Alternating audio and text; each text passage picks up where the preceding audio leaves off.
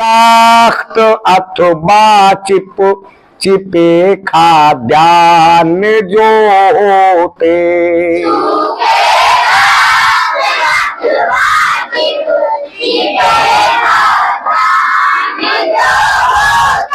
डूब कर दूध पानी में फूल कर जो नरम होते।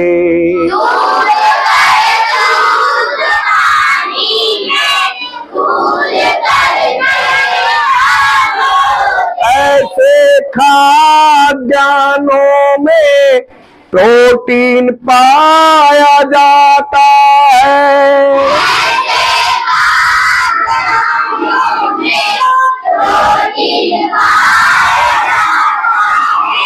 जिसको ग्रहण कर सक्षम अंग निज वृद्धि को होते।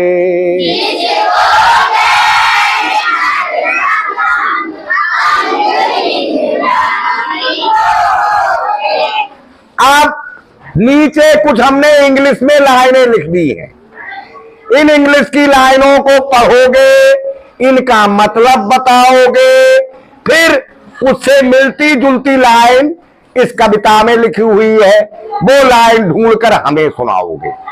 फिर हम समझाएंगे आपको कि मतलब क्या है सभी बातों का। लेकिन उससे भी पहले एक क्वेश्चन वह बताओगे जो हम पढ़ा चुके हैं।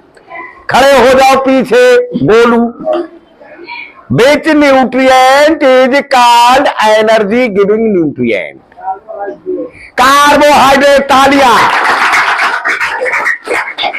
ये हम आपको बता चुके हैं कि कार्बोहाइड्रेट नाम का एक न्यूट्रिएंट जो भोजन में पाया जाता है वो हमें काम करने के लिए एनर्जी देता है।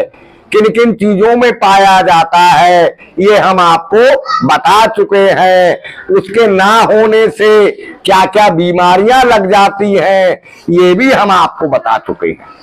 प्रोटीन के बारे में हमने आपको बताना शुरू कर दिया है, एक दो दिन और भी बताया है। तो पढ़ेंगे एक लाइन, ये वाली रीडिंग करके दिखाओ किसका नंबर है। पढ़ सकते हो ये लाइन? हाँ पढ़ो। Proteinous food items are dry and hard। इसका क्या मतलब हुआ? हाँ प्रोटीनियस, जिसमें इनियस जुड़ जाए। इंग्लिश में जिस वर्ड में इनियस जुड़ जाए उसका मतलब हो जाता है बाला, बाले या बाली।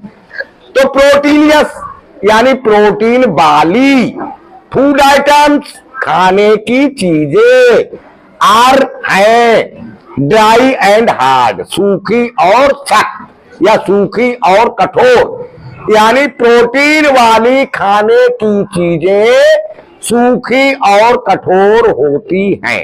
इस लाइन का ये मतलब हो गया।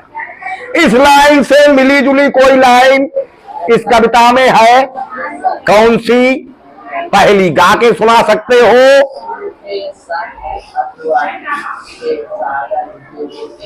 ऐसे नहीं, थोड़ा सुर में और ताल में। सूखे सख्त अथवा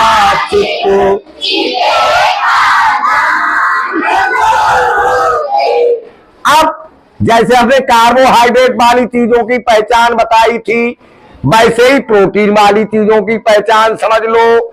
जिन चीजों में, जिन खाने की चीजों में प्रोटीन होता है वो ड्राई और हार्ड होती हैं, सूखी और सख्त होती हैं, कठोर होती हैं। समझ गए? अच्छा, लेकिन कुछ अलग भी होती है। दूसरी लाइन पढ़ो। Proteinous food items become soft in milk and water। क्या मतलब हुआ? प्रोटीन वाले खाने की चीजें दूध और पानी में भिगोने से सॉफ्ट नरम होगा। शाबाश, गुड बॉय, बहुत बढ़िया। अभी खड़े ही रहोगे। प्रोटीनियस फूड, इसने सही बताया। प्रोटीन वाली खाने की चीजें सूखी और कठोर होती है। लेकिन दूसरी लाइन बता रही है कि प्रोटीन वाली खाने की चीजें दूध में या पानी में भिगोने से नरम हो जाती हैं। पहचान लोगे अब प्रोटीन वाले खाने की चीजें पहचान सकते हो या नहीं? कठोर होंगी, सूखी होंगी, दूध या पानी में भिगोने से नरम हो जाने वाली होंगी। तो इससे मिलती जुलती लाइन कोई है इस कविता में? कौन सी? पढ़ के सुना सकते हो गा के? हाँ पढ़ाओ। दूध पानी में फूल करके नरम हो। वेरी गुड, सही गाया। एक बार सभी बच्चे हमारे साथ, डूब कर दूध पानी में।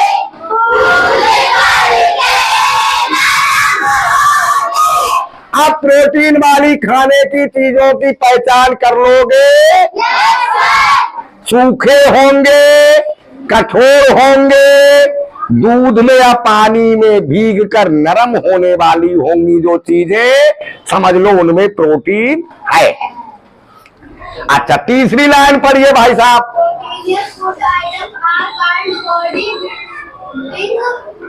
क्या मतलब हुआ? हाँ, बॉडी बिल्डिंग। हाँ, शाबाश, कहलाता है। देखो, बॉडी बिल्डिंग इंग्लिश कुछ हिंदी में शब्द कम जानते हो। बॉडी माने शरीर, बिल्डिंग माने निर्माण, है ना? बिल्डिंग माने शरीर का निर्माण करने वाला। तो प्रोटीनियस फूड आइटम यानी प्रोटीन वाली खाने की चीजें आर कॉल्ड कहलाती है बॉडी बिल्डिंग फूड, शरीर का निर्माण करने वाली खाने की चीजें। जो प्रोटीन वाला भोजन है वो हमारे शरीर का निर्माण करता है, हमारे शरीर के अंगों में वृद्धि करता है। ये हम कल ही बता चुके थे। और चोट चपेट लग जाने से हमारी उन चोटों की मरम्मत का काम करता है। तो है ना प्रोटीन काम का? और पहचान हमने बताई दी। तो इस लाइन से मिलती जुलती कोई लाइन लिखी है? कौन सी? गा के सुना सकते हो?